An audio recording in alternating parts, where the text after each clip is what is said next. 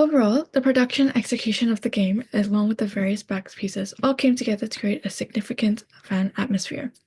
Outside of the game, there were sections that catered to children, which included DJing and a dancing pregame.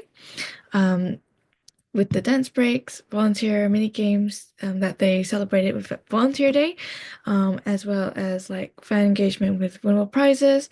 There were also things for adults that they could some were able to get drinks if they wanted and sit in the drinking areas, separate sections. A lot of fans were underage or younger children, and so everything that was shown was very age appropriate, I felt like. And with the cam also with the booths that were available, camera booths to take photos with with cutouts and posters to show support, it was very well laid out. It was challenging to find the correct entrance for as there were multiple entrances from the arena. Coming from the train station onwards, it was a bit difficult, but it was able to just follow the crowd. Many fans f found it difficult if they were not accustomed to the building's design. So it would be better with a lot bit more, maybe more signs. There were also a lot of crowding amongst the entrances, which did make it a bit crowded to enter the actual building and harder to find facilities and lose people quite easily.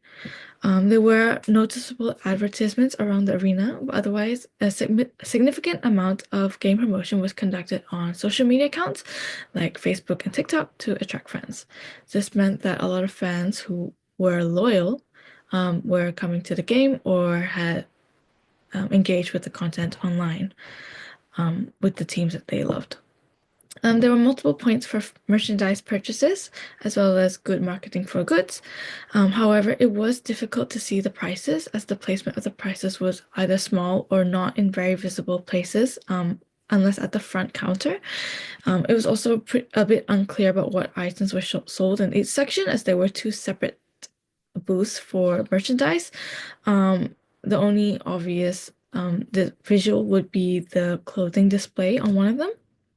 Um, but the quality of the merchandise was very well made and felt very durable. There was a lot of food booths along the interior of the arena, which offered a range of finger foods that were very easy to hold and eat, especially while watching during the game.